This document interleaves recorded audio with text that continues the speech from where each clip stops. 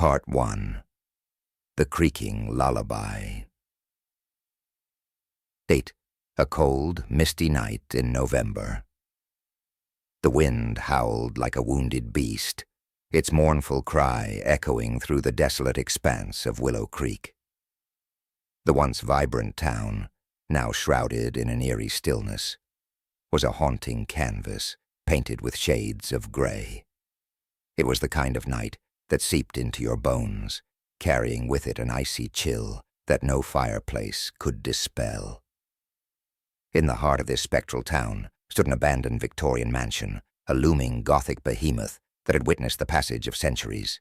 Its turrets, like skeletal fingers, pointed accusingly at the indifferent sky. Locals whispered of strange occurrences within its decaying walls, shadows that moved of their own accord, chilling whispers carried on the wind, and the heart-stopping silence that enveloped the place like a suffocating shroud. Tonight, under the watchful eyes of a crescent moon, I stood at the wrought-iron gates of this forsaken abode.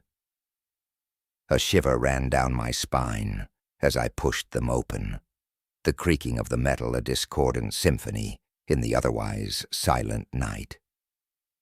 The mansion loomed before me, its silhouette a menacing presence against the starless sky.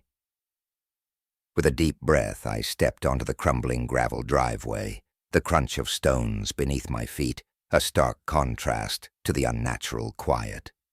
The front door, a heavy oak masterpiece, stood defiant against the elements, its brass knocker tarnished and forgotten. I raised my hand to knock, my heart pounding a frantic rhythm against my ribs. A cold draft swept through the open gates, carrying with it the faintest whisper of a name: Mary Shaw.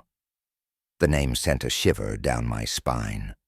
I'd come prepared, armed with knowledge of the local legends, of the tragic puppeteer and her cursed silence.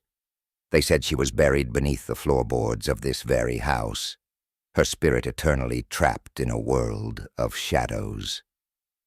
As I stepped onto the porch, the house seemed to watch me, its vacant windows like empty eye sockets. The wind picked up, rattling the old shutters with an eerie insistence. I hesitated, a surge of fear threatening to consume me, but curiosity, a dangerous and alluring temptress, urged me forward. With trembling hands, I inserted the key into the lock. The old metal groaned in protest, as if reluctant to yield. Finally, with a satisfying click, the door swung inward, revealing a cavernous darkness. The scent of decay and dust filled my nostrils, a pungent cocktail of the past. I stepped inside, the floorboards creaking ominously beneath my weight.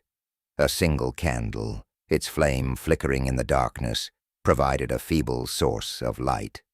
As my eyes adjusted, I began to make out the grand hall before me, its once opulent decor now faded and tattered.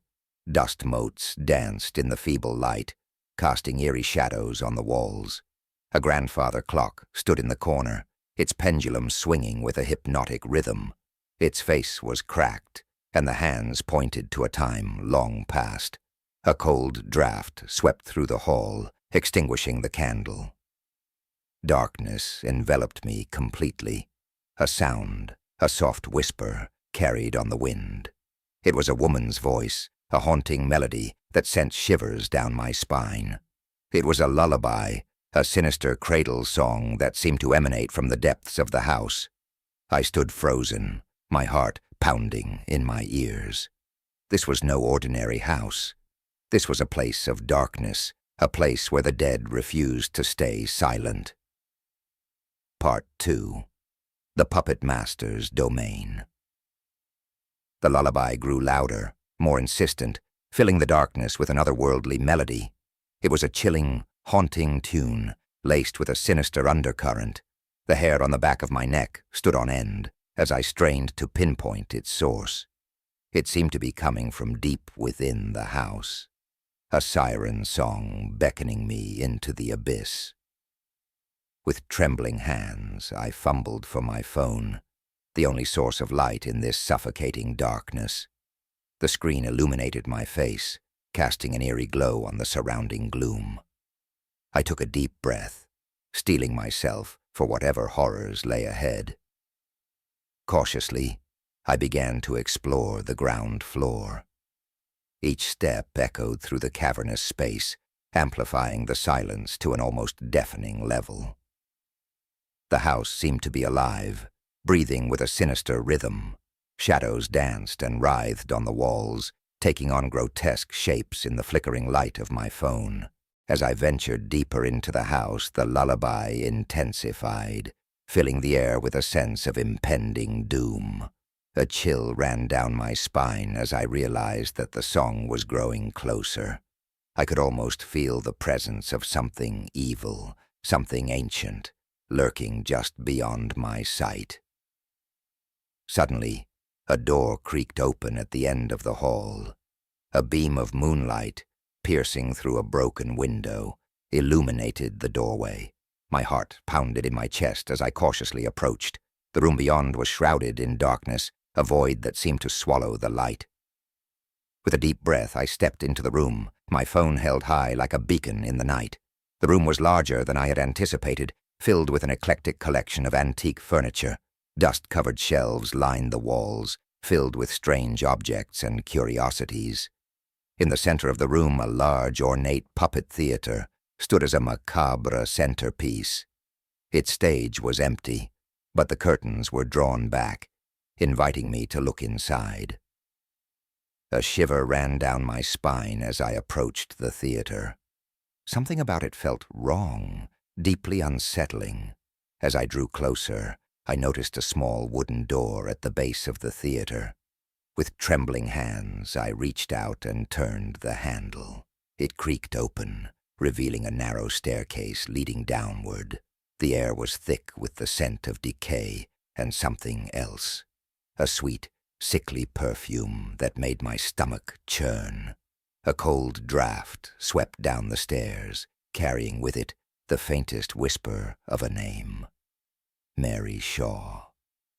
With a growing sense of dread, I descended into the darkness, the lullaby growing louder with each step. I knew then that I was not alone in this house. Something evil was waiting for me, and it was hungry. Part 3. The Puppet Master's Lair. The staircase descended into a damp, subterranean world, a place where sunlight had never dared to tread.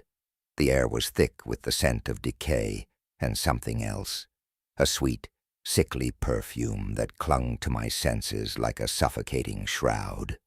The lullaby, now a haunting dirge, echoed through the darkness, growing louder with each step I took.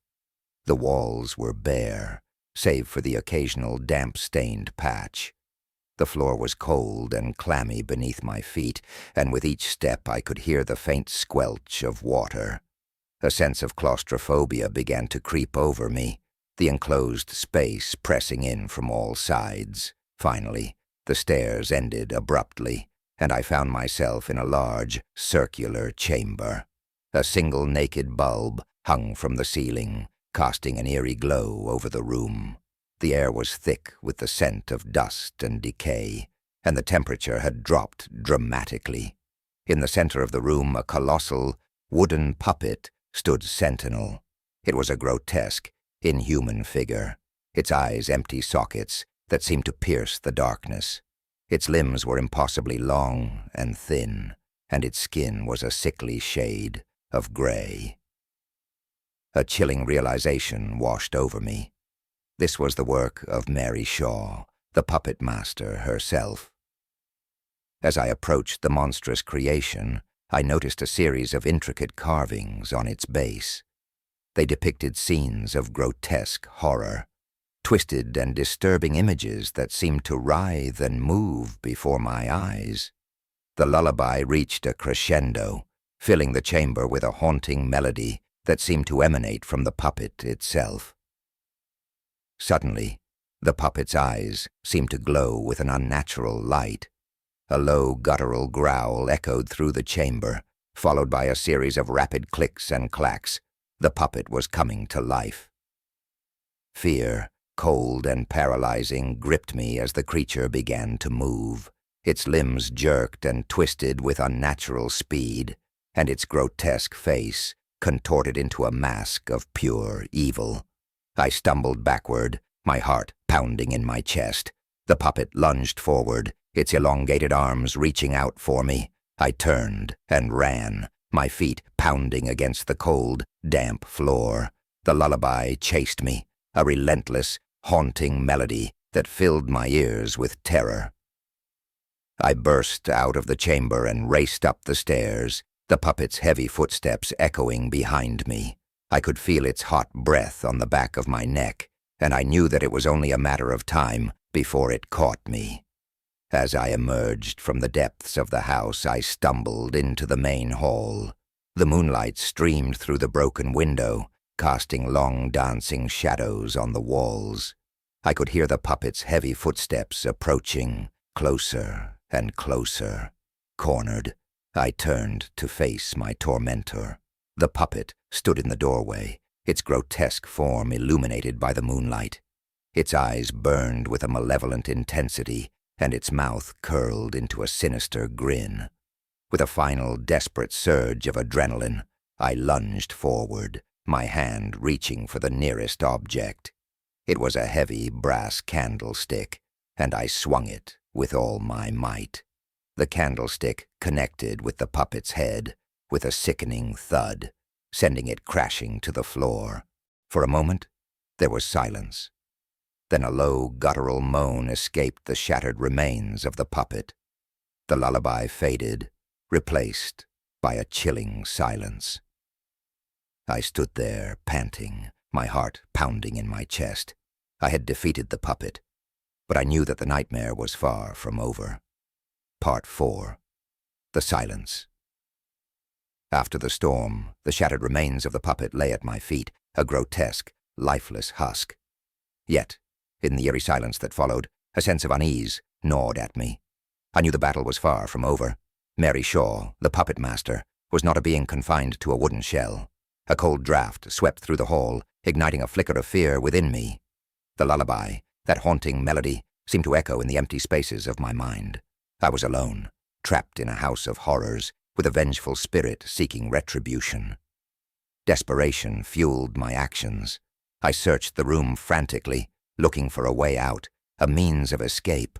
My eyes fell upon the fireplace. A flicker of hope ignited within me. If I could start a fire, perhaps the warmth and light would drive away the darkness. Gathering kindling and logs, I struggled to ignite the flames. The wind seemed to conspire against me, extinguishing each attempt. As despair began to creep in, I remembered a bottle of lighter fluid I had brought with me. With trembling hands, I poured a liberal amount onto the kindling and struck a match. The flames roared to life, casting dancing shadows on the walls. The room filled with a comforting warmth, and for a moment, I felt a sense of relief. But the silence was broken by a chilling whisper, carried on the wind. "You cannot escape me," the voice whispered, its tone icy and menacing. I turned to face the darkness, my heart pounding in my chest. The room was empty, yet the voice was clear as day. Fear, cold and paralyzing, gripped me once more. I was not alone. Mary Shaw was here, closer than ever. A sudden movement caught my eye. A dark shape emerged from the shadows, growing larger with each passing second. It was Mary Shaw, her spectral form translucent and ethereal. Her eyes, empty black voids, seemed to pierce my soul. I stumbled backward, my mind racing. There was nowhere to run, nowhere to hide. She was here, and she wanted me. With a final desperate cry, I lunged towards the fireplace, seeking refuge in the flames. As the inferno consumed me, I felt a sense of peace. The world was fading, and with it, the terror. In the end, the silence was deafening. And so, the house on Willow Creek stood empty, its secrets buried deep within its crumbling walls. The wind howled through its broken windows, carrying with it the faintest whisper of a lullaby. But those who dared to listen closely could hear another sound, a chilling whisper that echoed through the night. Dead silence.